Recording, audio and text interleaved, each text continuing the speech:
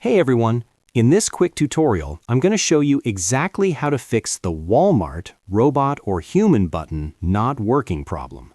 So if the press and hold verification won't work, keeps failing, or doesn't respond at all, follow along step by step and we'll fix it fast. Let's jump right in. First, open your web browser. Now, head to the top right corner and click on the three-dot menu icon. From the drop-down, scroll down and select Settings. Inside the Settings page, click on Privacy and Security from the left-hand menu. Next, choose Third-Party Cookies.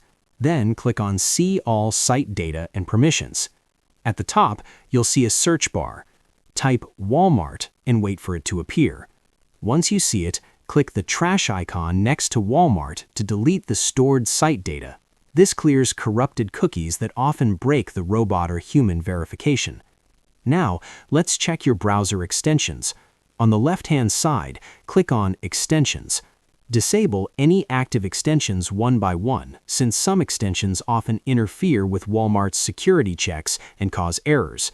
Once disabled, refresh the page and try the verification again.